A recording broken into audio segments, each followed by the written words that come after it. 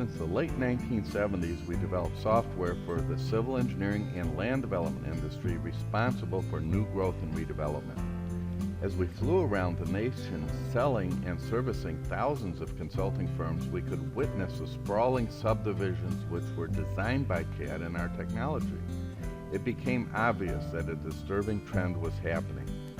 The pattern of development had gotten worse, not better, because of the repetitive, mindless software functions that replaced careful thought required for time-consuming, manual drafting of a neighborhood design.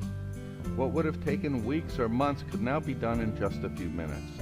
These subdivisions were not disposable products, but unsustainable projects that would negatively affect the economics and living standards for a massive number of people for possibly centuries. Over a quarter century ago, we formed a spin-off think tank to use the technology we pioneered to discover ways to solve problems of growth without sacrificing the values in space. Experimentation led to our first discovery we coined coving, which separated the rigid relationship between home front and curb and instead developed a meandering space in the front yard where each home was set to create a curved pattern different than the alignment of the street. By stretching the front setback line and developing flowing street patterns, we could significantly reduce the length of a street by a demonstrated average of 25% without a density loss using the very same regulatory minimums of standard suburban design. Instead of walking to a park 5 or 10 minutes away, the street took on a park-like setting, enhancing curb appeal and related home values, as well as significantly increasing average lot size.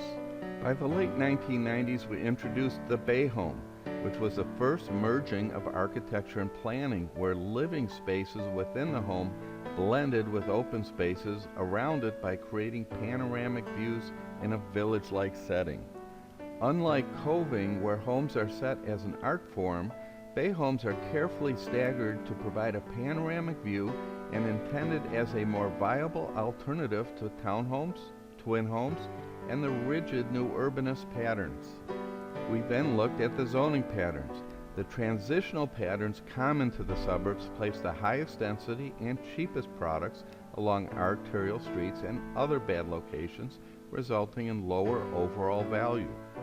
Somehow placing a cheap product up front and the most population in the worst places seemed normal. We began to reverse this transition by placing better products in the perimeters and place everyone, regardless of social strata, in better locations. We coined this new land use relationship CND, or Connective Neighborhood Design. We also standardized on wider, meandering walks set in easements as they extend beyond the right-of-way. This attention to geometric detail would not just beautify any neighborhood, but has significant safety advantages when pedestrians intermix with vehicular traffic. As we continued research in how vehicular and pedestrian systems could be improved, we developed a science in neighborhood street patterns that minimize the number of accelerate, stop situations, or flow cycles to reduce both time and energy in transit. For pedestrians, we developed a systematic approach to design, the main trails being the first step in a process to assure all growth was truly walkable. As conflicts increased between pedestrians and vehicles, new innovations in design were created to enhance vehicular flow while simultaneously increasing pedestrian safety. Our diffusers are a far better solution for pedestrians than intrusive and potentially dangerous traffic circles and roundabouts. Diffusers have an additional benefit as creating unique entrances and senses of place. We used the proven experiences of merging architecture and planning with the Bay homes and began developing new designs where every home, single family and attached, at all income levels would have the significant advantages.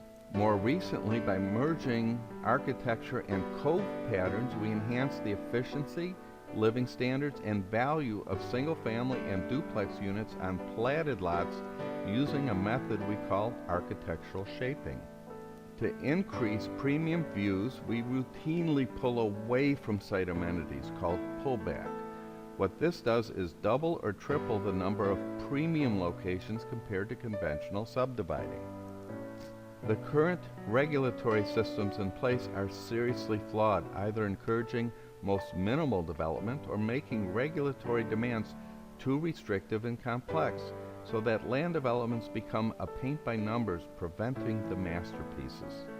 The research we have done in this area will lead to a new generation of city regulations that encourage and reward better submittals without being cumbersome and overly complex.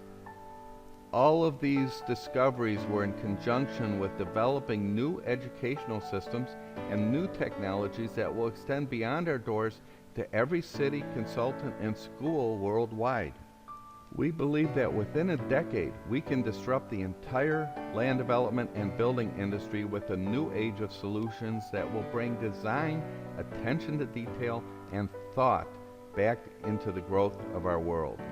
Land Mentor allows you to be at the forefront of change.